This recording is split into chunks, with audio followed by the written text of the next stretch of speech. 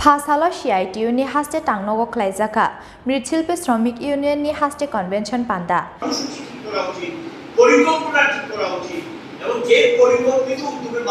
পান্ডাও মানজাকা সিআইটিইউনি হাস্তে আচুকফাং মানিক দেনো খबै সিআইটিইউনি গুবুন অজামারক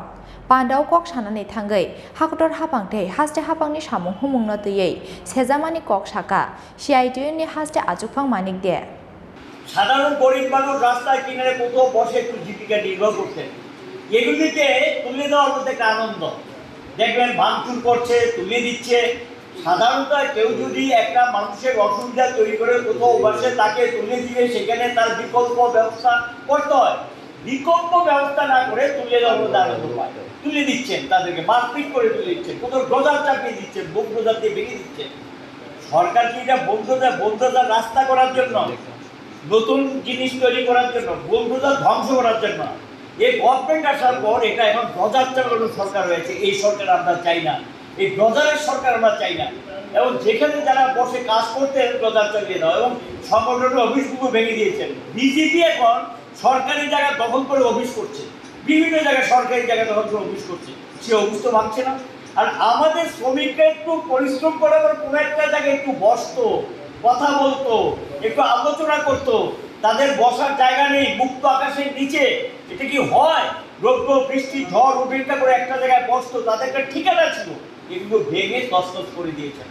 এই ধরনের একটা সন্ত্রাসের রাজত্ব কায়েম করেছেন খুন খারাপি চলছে মেয়েদের উপর অত্যাচার চলছে কোনো আইনের শাসন নেই এখানে আইনের শাসন শেষ হয়ে গেছে এটাকে ধ্বংস করে দিয়েছেন কোনো আইনের শাসন এই রাজ্যে নেই এবং আপনি যে থানায় গিয়ে বিচার চাইবেন থানায় গিয়ে কথা বলবেন এই সুযোগটা নেই আপনি যে বিচার চাইবেন বা কথা বলবেন এই সুযোগ কিন্তু নেই আপনি গেলে সেখানে আপনার দরখাস্ত রাখবেন না ফিরিয়ে দেবেন আর গিয়ে দেখবেন যে আপনাকে মারপিট করেছে বাড়ি ভেঙেছে অত্যাচার করেছে সে ওটা থানায় দিব্যি বসে আছে আপনি কার কাছে বিচার চাইবেন বিচার চাওয়ার লোক আছে নেই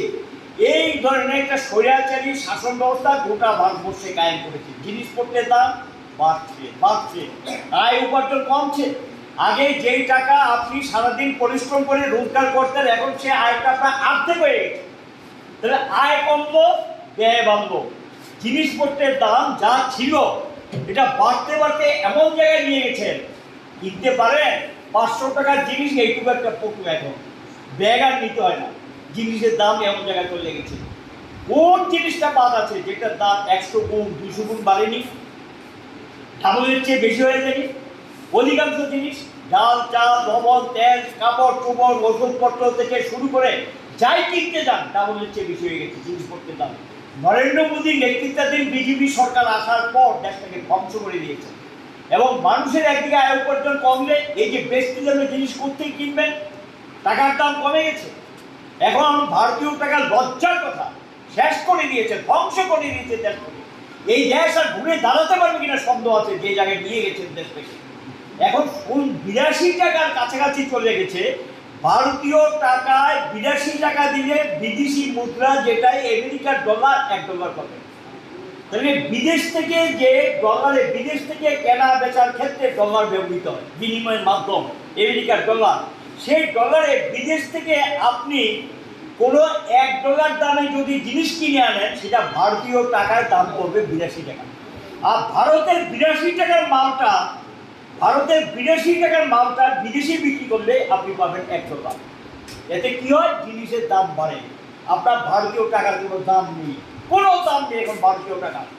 এই জায়গায় নিয়ে ভারতবর্ষকে আজকে দাম দিয়েছে এবং এটা হলো ধ্বংস দেশটাকে ধ্বংস করে দেওয়ার জন্য কিনারায় নিয়ে গেছেন দেশটাকে কোথায় নিয়ে গেছে দেশের নিরাপত্তা বিঘ্নিত ব্যুরো রিপোর্ট চিনিখরা।